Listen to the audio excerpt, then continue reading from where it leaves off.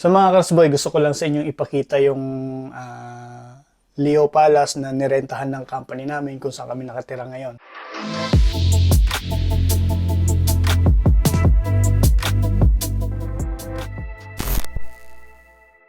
So, dumiretso tayo para makita nyo yung kagandahan ng Leo Palace.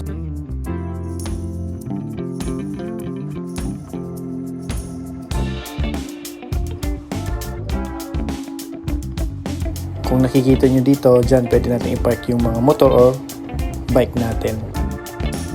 Yan, sobrang ganda niyan. First floor hanggang third floor. Pag diretso nyo, makikita nyo yung Leo Palace 21. So ito yung sinasabi kong apartment. Napakamura niya kumpara sa ibang apartment. So ayan, nasa second floor na tayo. Ngayon, papasok tayo para makita nyo yung loob ng bahay. Unang-una mga kasboy, pagpasok natin dito sa Leo Palace or sa apartment na to, may tinatawag tayong genkan. So entrance mga kasboy, pagpasok ng pinto, ayan. Tapos dito nyo lalagay yung mga sapatos or iiwanan nyo mga kasboy. And pagpasok nyo mga kasboy, may makikita kayong cabinet. So ayan. Ayan. Diyan nyo nilalagay yung mga sapatos nyo kung marami kayong sapatos. So ayan, nilagay ko yung sapatos ko dyan. Gamit ko pang trabaho. Pasok nyo galing entrance, yan, may makikita kayong yan, ito yung palaguan natin, buksan natin ilaw. Yan. So ganyan siya mga kasboy, kalaki. So napakalinis niya, napakasimple lang. So sa mga gustong mag-rent mga kasboy ng apartment dyan, dito yung pinaka the best para sa inyo, lalo na pag mag-isa lang kayo. Sara na natin.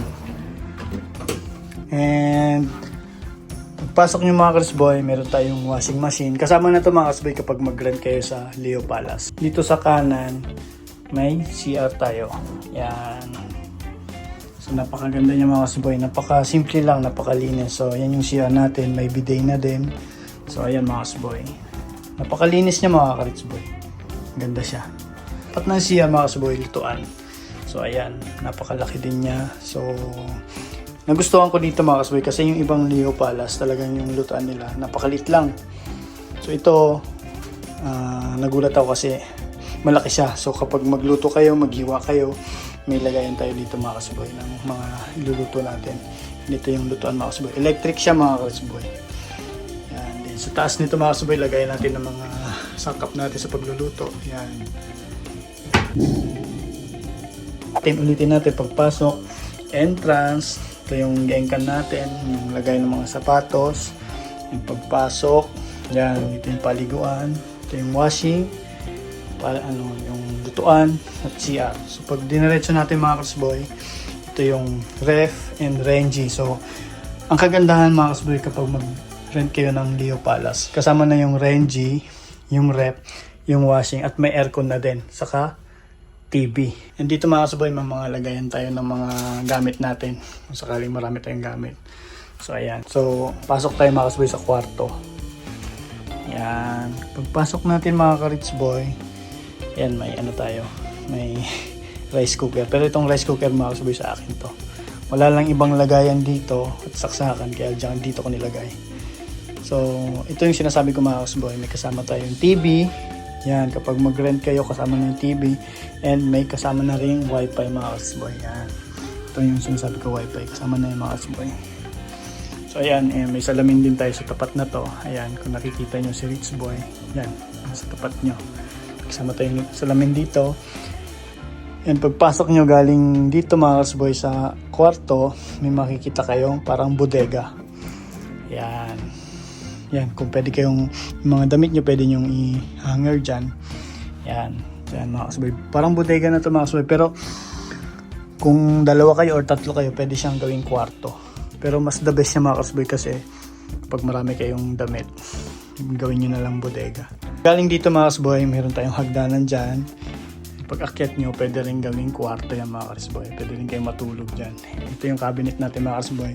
Pasensya na, ganyan lang yung tsura ng mga gamit natin.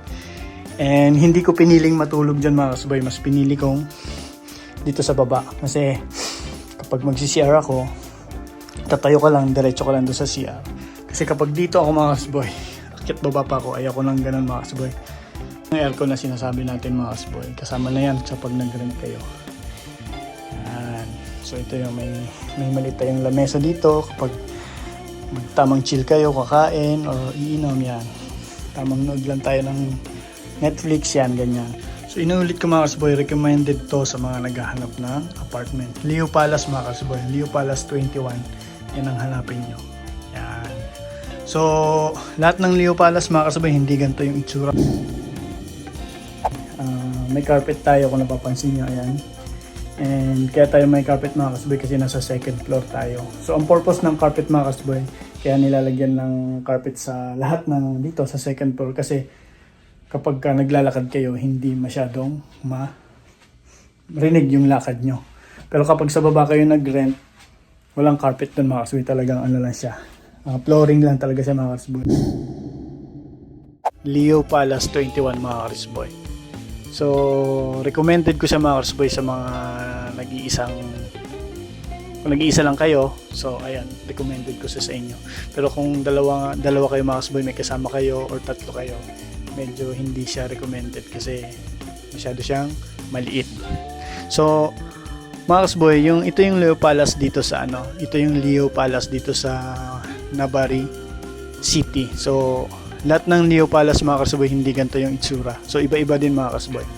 So, sa susunod kapag nalipat ulit tayo sa ibang gemba and apartment tulad ng Leo Palace, so papakita ko ulit sa inyo mga kasboy yung itsura niya.